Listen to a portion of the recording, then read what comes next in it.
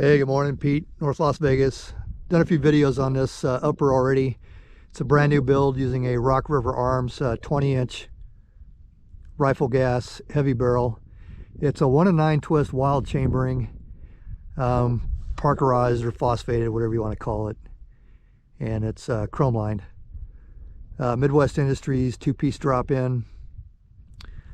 And this is a Wyndham Weaponry upper. I bought a Rock River Arms upper for it, and I mentioned it in some of the other videos, but it ended up being a really loose fit, so I put the Wyndham Weaponry upper on here.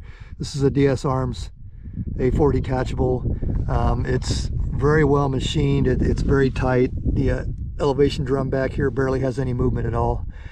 I have some of these detachables where this elevation drum will spring, like you can almost see like an 1/8 inch passed on either side. It's such a loose fit, but this thing here is very well machined, very tight. You don't normally think of DS Arms as making you know, quality AR-15 stuff, but back when I bought this carry handle, it's very well machined.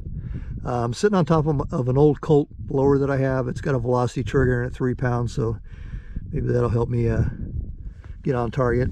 I'm using a Geisley charging handle. Not my favorite, but I just had it sitting in the spare parts box. I'm using an Aero Precision unmarked nitride bolt carrier group. So that's pretty much the rifle today, and these will be the first shots through this Rock River Arms barrel, so we'll see how it does. This is some Winchester 55 grain full metal jacket, just white box stuff, nothing fancy. Seems to shoot pretty well. Every once in a while you'll get one that's out there, but for the most part it does okay. And then I thought maybe I would try some heavier stuff. Got some Hornady 62 grain non-steel core, and I got some 75 grain, so we'll see how the 1-in-9 twist handles the heavier stuff. I'm using an OK Industries 20 rounder today. For those of you that may not be aware, OK Industries plans to cease production of firearms accessories, mainly magazines, by the end of the year. They're trying to sell all their equipment right now, so if they sell their equipment anytime soon, they may actually cease production before the end of the year. And I actually called OK Industries to verify this myself, and I talked to a woman by the name, I think her name was Ellie or Allie, but she verified in fact that they are getting out of the firearms business. Now OK Industries also makes medical equipment. So I don't know if it's a profitability issue or if it's politics, external politics, internal politics. I don't know what's going on or why they've decided to get out of the business, but just to let you know that OK Industries is at some point is going to stop making rifle magazines. Okay, so I fired one round off camera, and I just wanted to make sure everything looked okay. So as far as I can tell, we're good. I don't see any issues with the brass. So let's see if we can get this thing on paper. Okay, so I'm just going to put one round on paper right now, just to see where we're at.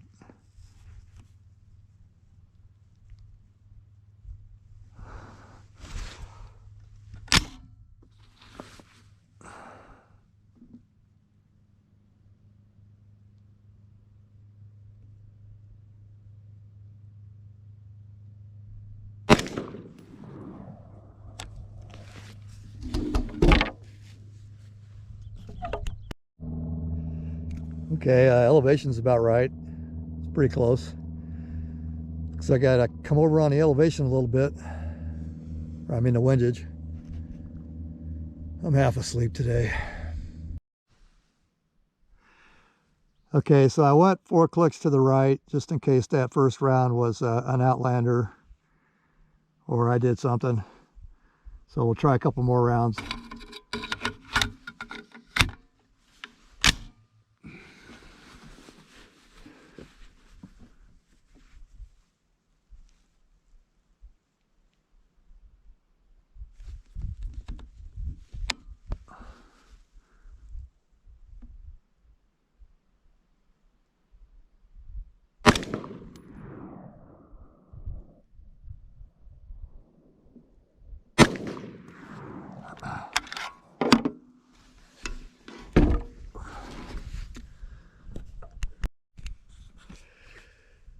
Okay, so results are still a little bit inconclusive. I'm going to try to move up to one of these upper targets, and we'll do 3 rounds, see if we at least get a group, and then we'll figure out where we need to hit after that. Okay, going to the top right corner. Okay, so the last shot, I was pretty sure that was me on the last shot. So the rifle is starting to group. I think I need to make another windage adjustment. Looks like we're still off to the left a little bit, but I saw the sight dancing around right as I was pulling the trigger, so I'm pretty sure that one was me. So if that's right, then I think we're starting to group pretty good with this rifle. Some barrels, I mean, they shoot really accurate right out of the box, and other barrels it takes a few rounds to get them dialed in.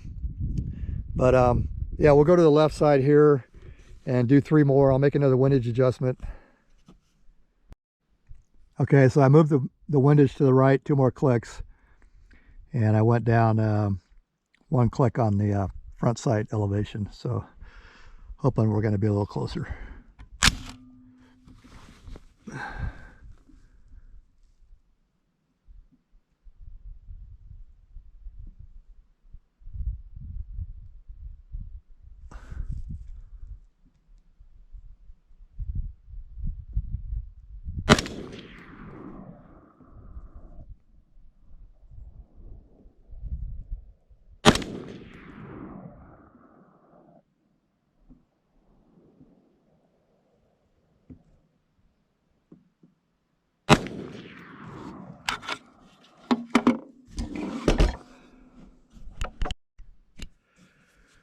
Okay, so I think the rifle's starting to tighten up a little bit, and I've said before in the past, I'm not the best shot, but I can see signs that this barrel will shoot accurately if I'm doing my job.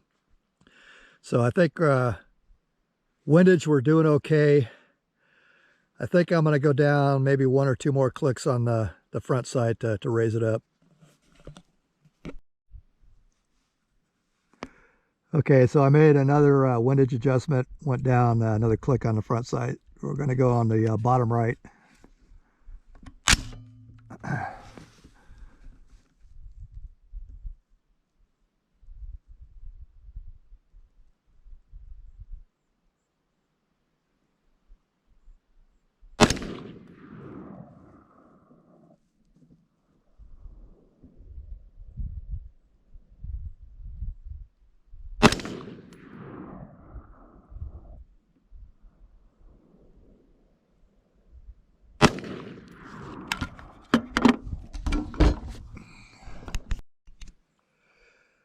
Okay, so I think 1 more windage adjustment, and then we'll take 1 more crack at it with the 55 grain. And then I'm going to start bumping up to 62 and 75, see what happens.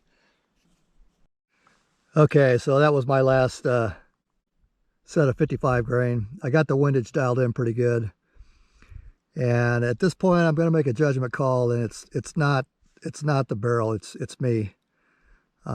Having one of those days. Anyway, I'm going to switch over to 62 grain and see what happens, and then we'll go with 75 grain.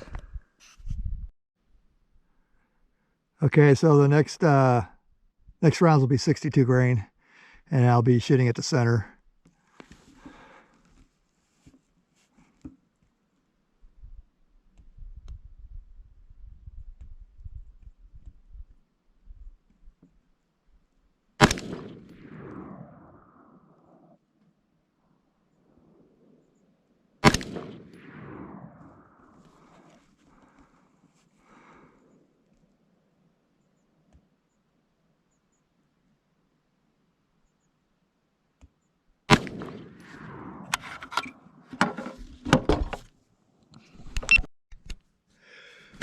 Okay, so that one was already there. So those are my last 3 shots. So barrel seems to like 62 grain. Okay, so I did 3 more rounds at 62, and I'm starting to get a pretty good group. Like I was saying in the earlier clip, that one was already there. And I know I pulled one of them, and I think that was it. So this is kind of more what I was expecting out of the barrel. And I think maybe two things: the barrel's starting to get worked in a little bit, and I'm starting to calm down. When I was shooting the 55 grain stuff first thing this morning, I'm pretty sure I wasn't doing a very good job. But anyway, it's starting to run a tight group.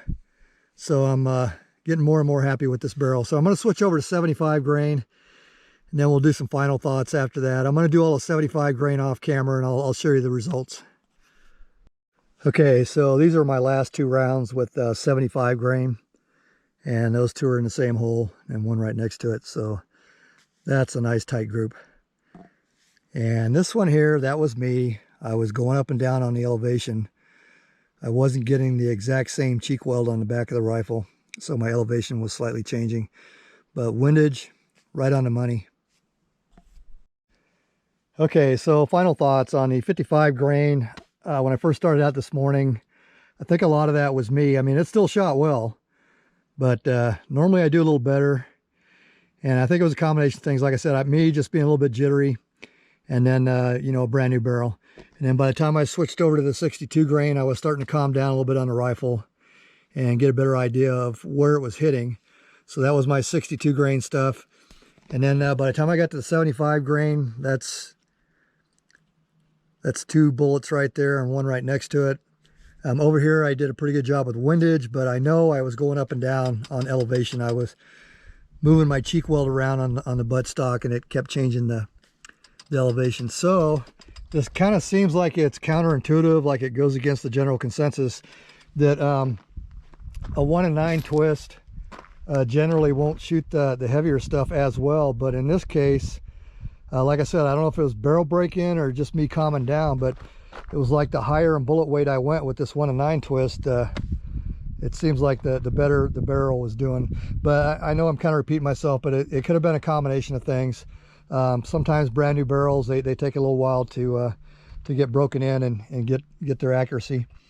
But anyway, overall, very happy with the Rock River Arms barrel. Yeah, towards the end, I was kind of surprised at how accurate it was becoming. So it's, in my opinion, it's a shooter. So Pete, North Las Vegas, over and out.